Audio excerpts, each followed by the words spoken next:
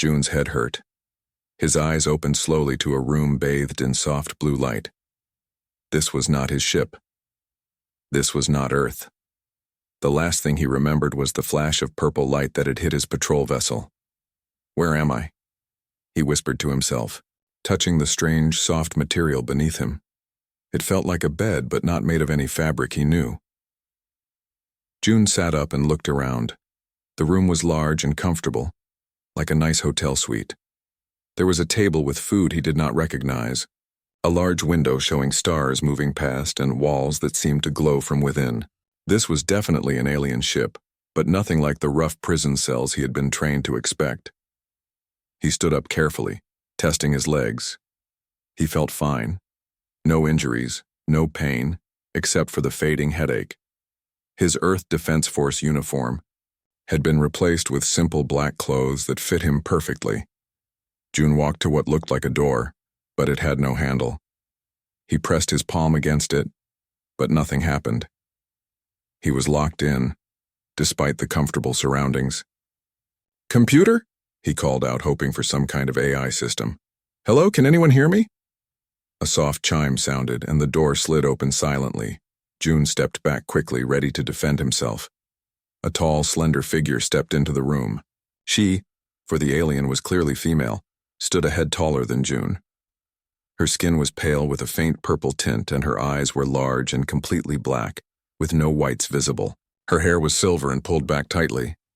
She wore what appeared to be a military uniform with symbols and markings June did not recognize. "You are awake," she said in perfect English. Her voice was low and musical. "Good.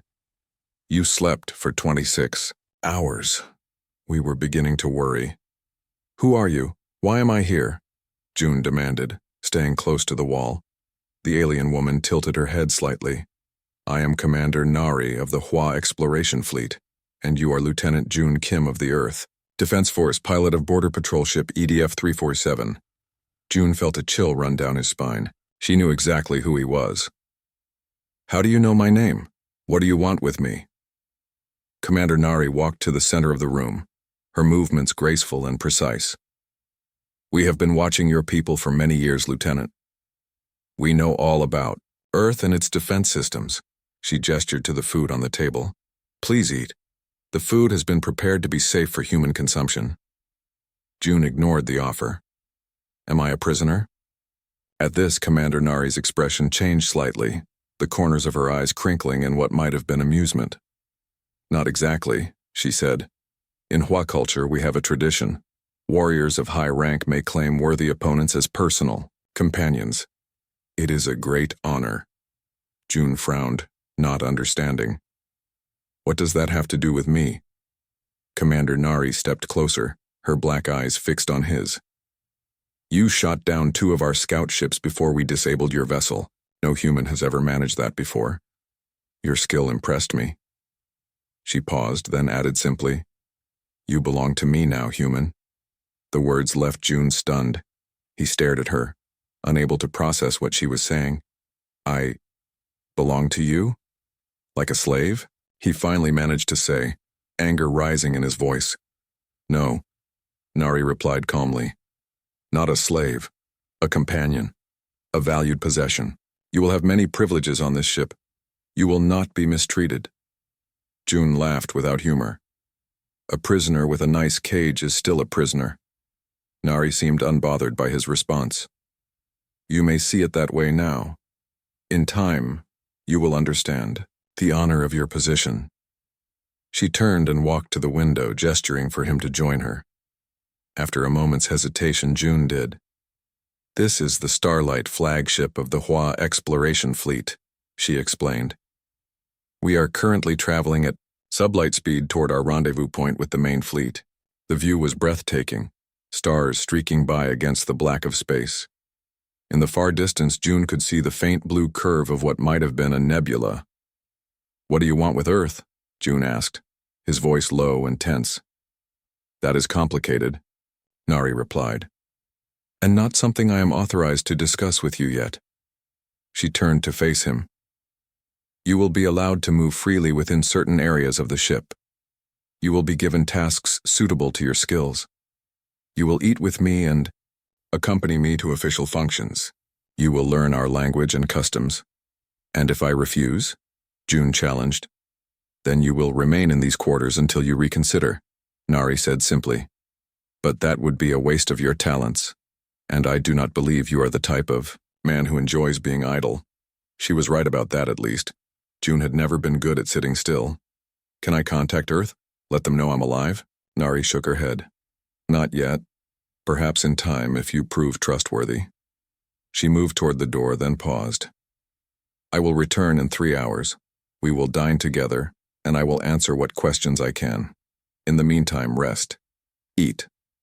The room's computer system will respond to your voice. You may ask for entertainment or information about non-restricted subjects. The door opened at her approach, and she stepped through. Before it closed, she added, I am pleased you have joined us. Lieutenant June Kim.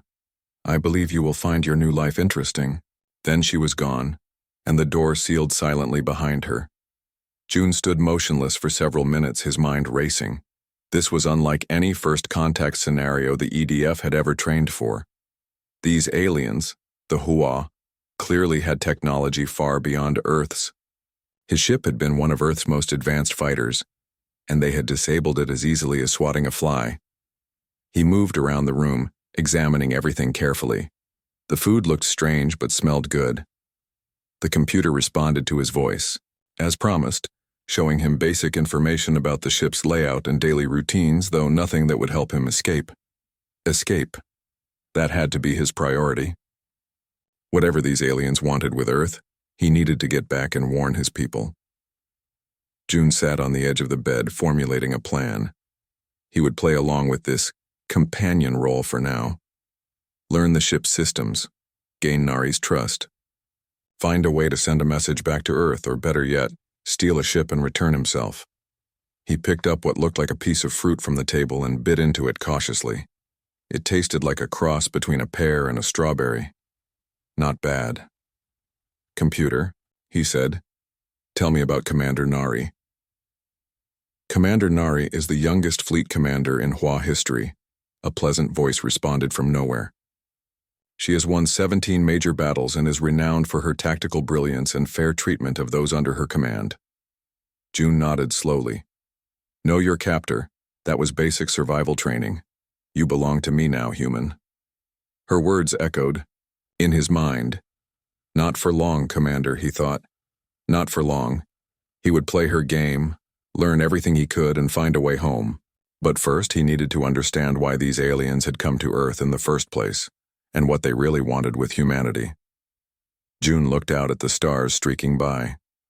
Somewhere far behind them was Earth, unaware of the advanced alien fleet heading its way, and he was the only human who knew. 3 weeks had passed since June was brought aboard the HFY ship. He had settled into a routine that was strange but not unpleasant. Each morning, he ate breakfast with Commander Nari in her private dining room. She asked him questions about Earth and told him small things about HFY culture.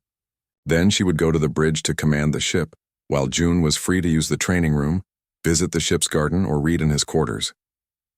Today was different. Nari had told him at breakfast that she wanted him to join her on the bridge. It is time you saw more of our operations, she had said. You have been patient. Now June walked beside her through the wide corridors of the starlight. Crew members they passed bowed their heads slightly to Nari.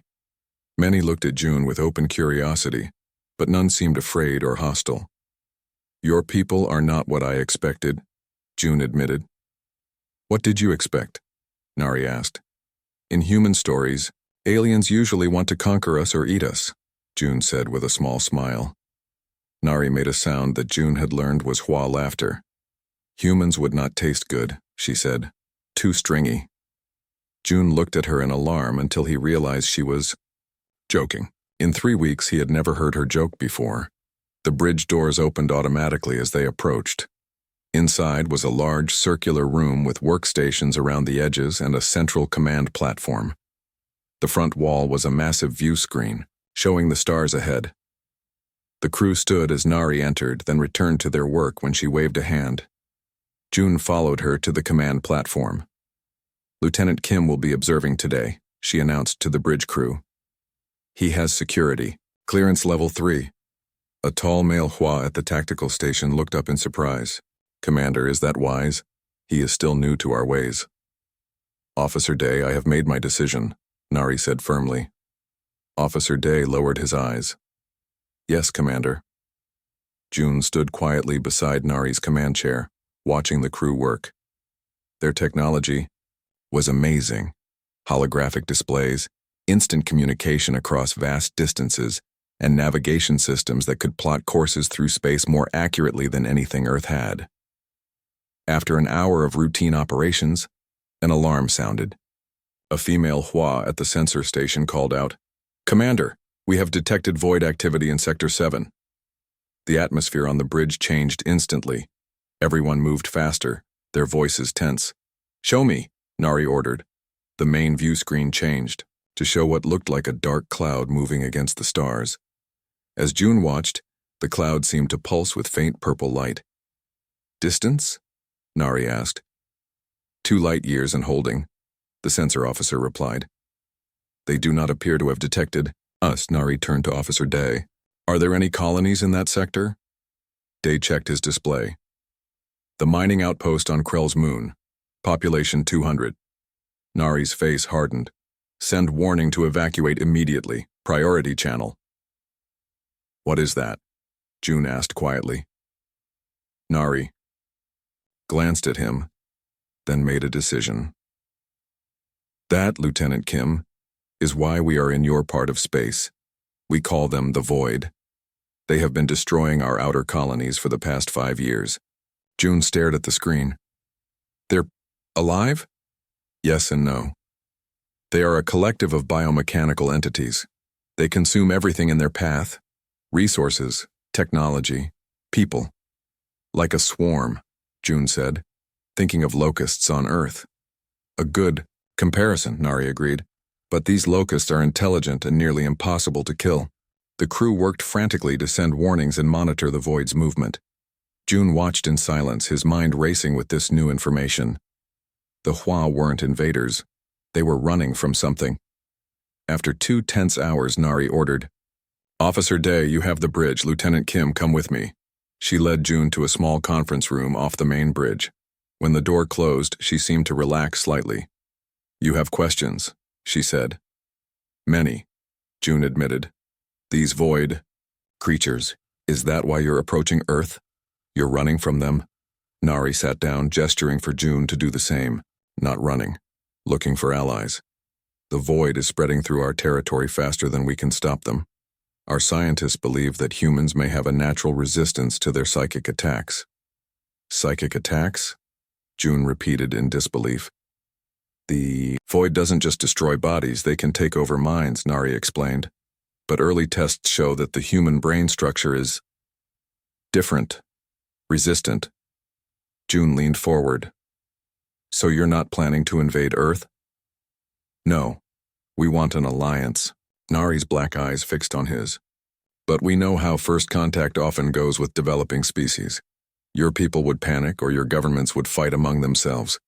So we decided on a different approach. Taking a few of us to study? June guessed. To create bonds, Nari corrected. In Hua culture, the claiming tradition creates a personal responsibility between the claimant and the claimed. I am responsible for your well-being. You are my link to humanity. June sat back processing this. How many humans have you taken? 27, from different countries and backgrounds. All serving in space forces where disappearances could be explained as accidents. You could have just asked, June said. Some of us would have volunteered. Perhaps that would have been better, Nari admitted. Our approach was based on our customs, not yours.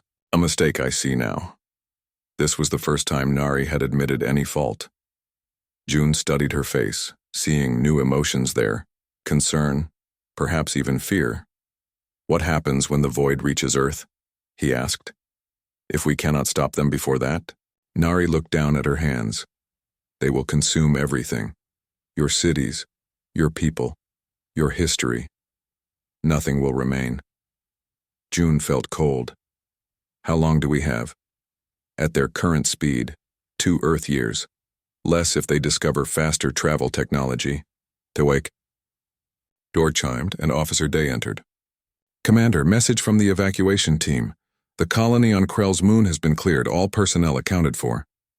Good, Nari said with visible relief. Return to monitoring the void's movements.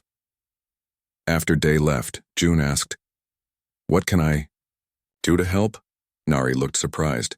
You wish to help us? I wish to protect Earth, June clarified. If these void things are the threat you say, then we need to work together. Nari nodded slowly.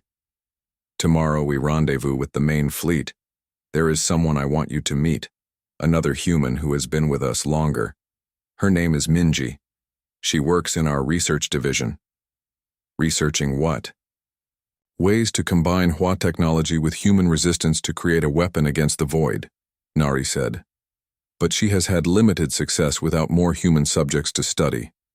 June took a deep breath. I'll volunteer. For whatever tests she needs. Nari's expression softened. Thank you, Lieutenant Kim, but know that these tests can be uncomfortable. My comfort doesn't matter if Earth is at risk, June said firmly. For the first time, Nari reached out and touched his hand. Her skin was cool and smooth. Your courage honors me. Perhaps when I said, you belong to me, I should have said we belong together in this fight. June didn't pull his hand away. 3 weeks ago, he had seen Nari as his captor. Now he wasn't sure what she was to him or what she might become. Tell me more about the void, he said. I need to understand what we're fighting. As Nari began to explain, June realized that his mission had changed. Escape was no longer his priority. Now he needed to build a bridge between 2 worlds before a third destroyed them both. The HFY main fleet was massive. From the observation deck, June counted more than 50 ships of various sizes. The starlight moved slowly toward the center where the largest vessel, nearly twice its size, waited. That is the Eternal Dawn, our flagship, Nari said, standing beside him. The fleet admiral is there along with our best scientists. Including Minji? June asked. Yes. She has been with us for 3 years. She was an engineer on a deep space mission when we found her. A small shuttle took them from the starlight to the Eternal Dawn. Inside the shuttle, June noticed Nari checking her uniform and straightening her posture. You're nervous, he observed, surprised to see this side of her. The Admiral is demanding, Nari admitted, and not everyone agrees with my methods regarding humans. When they docked with the flagship, a group of HFY officers met them. They bowed to Nari, but several gave June cold looks. An older female HFY with silver stripes on her uniform stepped forward. Commander Nari, welcome back. The Admiral is waiting in the strategy room. Thank you, Officer Jin, Nari replied formally. This is Lieutenant June Kim. He has agreed to assist with the resistance research. Officer Jin looked June over with obvious doubt. The human volunteered? Yes, June said before Nari could answer. After seeing the void, I understand the threat to both our peoples. This seemed to surprise Jin. She nodded slightly and led them through corridors even larger than those on the starlight. They passed many HFY crew members, all of whom seemed busy and focused. The strategy room was circular with a large holographic display in the center showing star maps. Around it stood several high-ranking HFY officers and, to June's surprise, 3 humans, 2 men and 1 woman. The woman stepped forward immediately when they entered. She was short with straight black hair cut to her shoulders. She wore a modified HFY uniform with human-style pockets added. You must be the new human, she said in Korean, her eyes bright with interest. I'm Minji. June, he replied, relieved to hear his native language. You've been here 3 years? Yes, and I've learned a lot. Minji switched to English and gestured to the HFY officers. They need our help, June. The void is like nothing you've ever seen. Before they could talk more, the room fell silent as a tall HFY female entered. Her uniform had gold markings instead of silver, and her face was marked with thin lines that might have been scars or some kind of ritual markings. Admiral Han, Nari said with a deep bow. Commander Nari, the Admiral replied, her voice deeper than Nari's. Her black eyes fixed on June. So this is your claimed human. Does he understand why he is here? I understand you're fighting a war against something called the Void, June said, meeting her gaze. And you think humans might help? You win it. Admiral Han's eyes narrowed slightly. Bold this one. Yes, human. Your species has a unique trait we need. She gestured to the holographic display which changed to show brain scans. Some purple, HFY, some blue, human. The Void attacks through psychic links. Your brains are structured differently. You resist their influence longer. But not forever, Minji added. They can still take over a human mind, just more slowly. Admiral Han nodded. We have developed a neural interface that combines HFY technology with human resistance. Early tests show promise. She looked at Nari. Your report mentioned the human has agreed to testing? Yes, Admiral, Nari said. Lieutenant Kim understands. The stakes. The Admiral studied June again. Very well, we will begin tomorrow. She turned to leave, then paused. Commander Nari, a word in private. Nari followed the Admiral to a corner of the room. Though they spoke quietly, June could see tension in Nari's posture. Minji touched his arm. Come on. I'll show you the lab. While they talk politics, she led him through a door at the back of the strategy room. Beyond was a large laboratory filled with equipment June didn't recognize.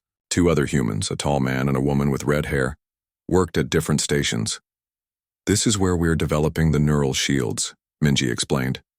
The idea is to create a system where a HFY and human mind can work together, using our resistance and their psychic abilities. You seem comfortable here, June observed. Minji smiled. It wasn't always this way.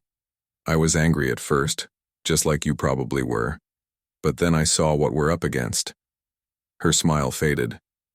Have you seen the Void yet? On a view screen from far away. She shook her head. That's nothing. I've seen what they do up close, to people, to whole planets. She touched a small scar on her temple. I've felt them try to get into my mind. What does it feel like? June asked quietly. Like drowning in darkness, Minji said.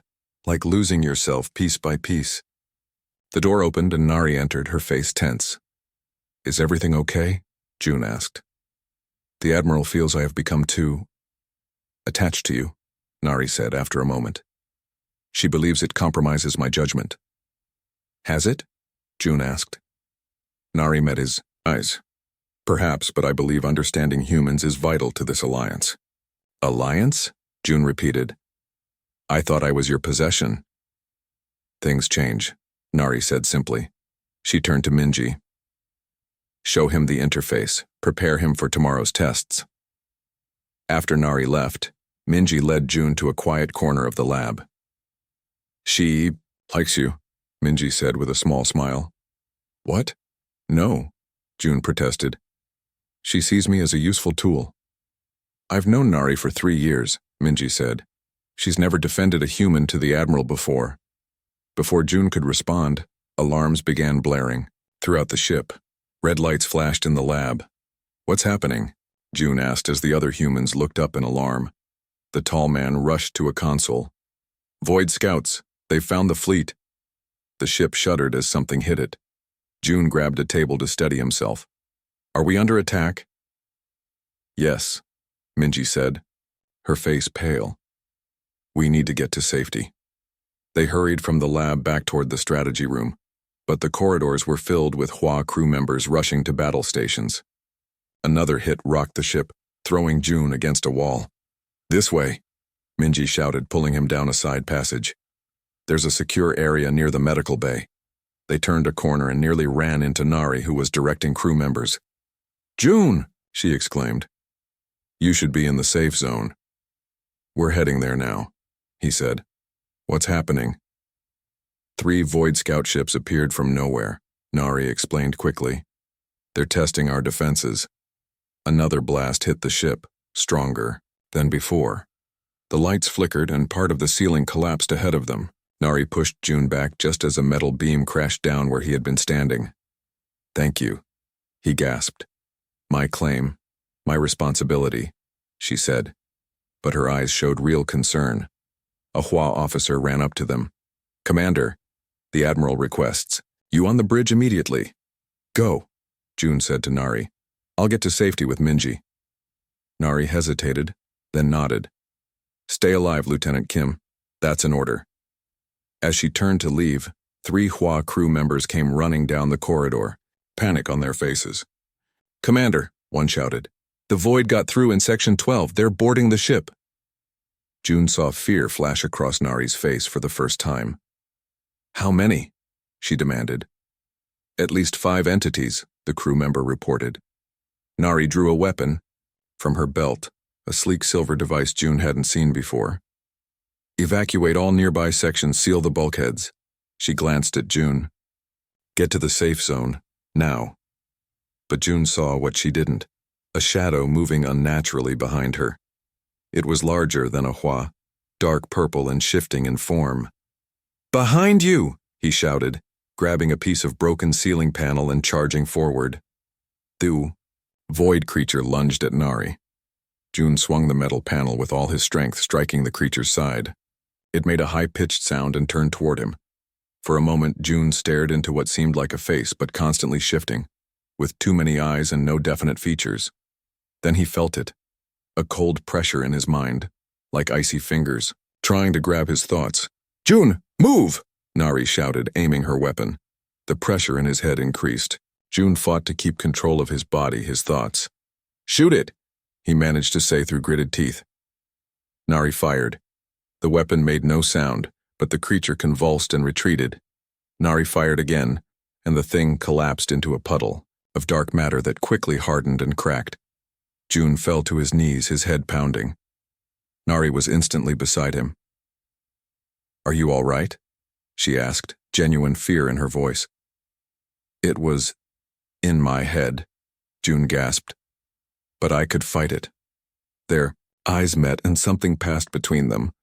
Understanding, respect, maybe something more. 3 days after the attack, the HFY fleet reached Earth. June stood on the observation deck of the Eternal Dawn, watching his home planet grow larger in the view screen. The blue and white sphere looked peaceful, unaware of the danger coming toward it. Beautiful, Nari said, joining him. She had been busy with meetings since the attack, and they had barely spoken. Yes, June agreed. And in danger. He turned to her. What happens now? Admiral Han will contact your world leaders. We will explain about the Void and offer our alliance. Nari's face was serious. Some of your people will fear us. Others will not believe the threat is real. But you have proof, June said. And you have us, the humans you've collected. We can tell them the truth. Yes. You will be returned to Earth for the negotiations. Nari looked away. Your service to me will end. June was surprised by the sadness in her voice, and by his own mixed feelings about leaving the ship. I thought you'd be glad to be rid of me, he said, trying to sound light. No. Nari looked at him directly. You have been unexpected, Lieutenant Kim. Before he could respond, Minji rushed onto the observation deck. They're here. The Void, they followed us to Earth. June's blood ran cold. How? I thought we lost them at the last jump point. They're faster than we knew, Minji said, her face pale. Admiral Han has called all humans with neural interface training to the command center. That includes you now, June. In the command center, chaos reigned. Officers rushed between stations while Admiral Han stood calmly in the center, giving orders. On the main screen, dozens of purple dots approached Earth. The Void sent their main force, Han said when she saw them. They must have discovered our plan. Which is? June asked. To establish a psychic shield around your planet, Han Ao replied, using paired human HFY teams with neural interfaces. Minji led them to a row of chairs with strange headsets attached. Several humans were already seated with HFY partners standing behind them. The interface links our minds, Minji explained quickly. The human provides resistance to Void influence. The HFY provides the psychic power to project it outward. June sat in an empty chair. Nari took position behind him. "You're my partner?" he asked, surprised. "Did you expect anyone else?" Nari replied. Technicians attached the neural interface to June's head. The metal was cold against his temples. "Will it hurt?" he asked Minji. "Yes," she said honestly. "But you can handle it." Admiral Han's voice rang out. "Void forces have engaged our outer ships. Begin shield projection now." Nari placed her hands on June's shoulders. "Ready, Lieutenant?" He took a deep breath. "Ready, Commander." The interface activated. Pain shot through June's head like lightning. He gasped, gripping the chair arms. Then came the strangest sensation. Another, mind touching his. Nari's mind, cool and ordered but with deep currents of emotion beneath. "Focus on my voice." Her thoughts came to him. Our minds must work as one. June tried to concentrate despite the pain. He felt Nari's consciousness guiding his, showing him how to extend his natural resistance outward. Around the room, other human Hua pairs were doing the same. On the main screen, a blue shield began to appear around Earth, growing stronger as more pairs joined the effort. The void ships hit the shield and seemed to slow. "It's working," someone shouted. Then a massive void ship, larger than any they had seen before, moved to the front of the enemy fleet. It fired something at the eternal dawn. Not a weapon, but a concentrated beam of dark energy. The ship shuddered. Several neural interfaces sparked and failed. Admiral Han barked orders as officers reported damage. "The main void ship is targeting our shield generators," an officer called out. "They're too focused on us to attack Earth directly." Admiral Han turned to Nari. "Commander, take your fighter squad and target the main void vessel. Lieutenant Kim will accompany you. Your mental link may offer some protection against their psychic attacks." Nari disconnected from the interface. "Yes, Admiral." Minutes later, June found himself in a small Hua fighter ship with Nari at the controls. 5 other fighters flew with them, heading toward the massive void vessel. "Have you fought in space before?" Nari asked as she guided the ship through debris from destroyed vessels. "Only in simulators," June admitted. "But I'm a quick learner." "Good. Watch the sensor panel. Tell me if any void scouts approach." Nari's hands moved confidently over the controls. "And June, thank you for coming." "Didn't give me much choice," he said with a small smile. "No," she agreed. "But you've chosen to fight with us when you could have simply gone home." The fighters approached the main void ship. It was massive and strange. Parts of it seemed solid, while others shifted and changed like smoke. "Remember how you felt when the void creature tried to enter your mind?" Nari asked. "If they attack that way again, focus on that resistance." "Got it," June said, though his heart was racing with fear. The Hua fighters began their attack run, firing energy weapons at what appeared to be vulnerable points on the void ship. The massive vessel responded with dark energy beams that destroyed one fighter instantly. "Hold on," Nari called as she executed a series of complex maneuvers to avoid enemy fire. June felt the pressure in his head begin, the cold fingers of the void trying to get in. He concentrated on blocking them as Nari had taught him. "They're targeting you specifically," he gasped. "They can sense you're connected to me somehow." "The claiming bond," Nari said, her voice strained. "It creates a psychic link between us. They see it as a threat." Their fighter rocked as a glancing hit struck them. Warning lights flashed across the control panel. "Engine damage," Nari reported. "We need to complete our attack run and return to the fleet." She dove toward the void ship, targeting what looked like a central command structure. As they approached, the psychic pressure on June intensified until he could barely think. "Nari," he managed to say. "Can't hold them." Without hesitation, Nari reached back with one hand and gripped his. At her touch, warmth flowed through him, pushing back the cold of the void. "Together," she said. "Our minds together." June focused on their connection, drawing strength from it. The void's psychic attack faltered. "Now!" Nari called, firing all weapons. Their shots hit the target perfectly. The central structure of the void ship began to collapse, dark energy spilling out like blood. We did it, June exclaimed, but their damaged fighter was too close. As the void ship began to break apart, a wave of energy hit them, sending their small vessel tumbling away.